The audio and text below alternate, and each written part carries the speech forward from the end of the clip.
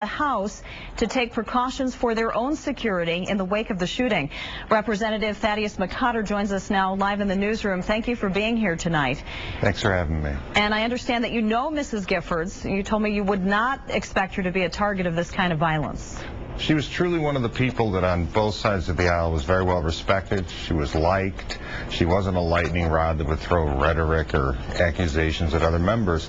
So when you look at someone who has such a horrific act committed against them, you would never imagine it would be someone like her.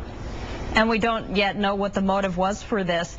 As a lawmaker, I know you make public appearances all the time. Is security typically provided for these kinds of things?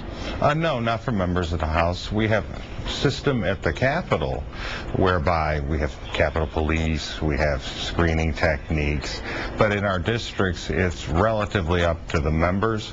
So I think that we have to balance the interest of the members' security versus the unwillingness of putting more roadblocks between the public's access to their servants.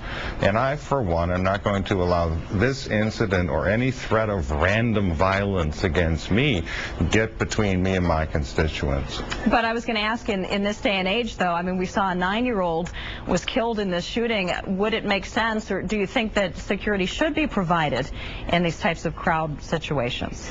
No, and I think it will be up to the individual members to what they want to do and how they want to handle that. In terms of life itself, we've seen, at least in my lifetime, I'm 45, we've seen people as diverse as Martin Luther King Jr. and Ronald Reagan, Pope John Paul II, and John Lennon be attacked by assassins and deranged individuals.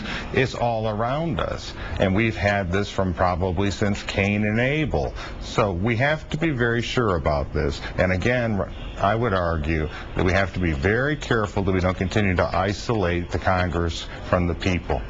Okay, never sure what anyone will do at any given moment. Representative Thaddeus McCotter, thanks for joining us tonight. Thanks for having me.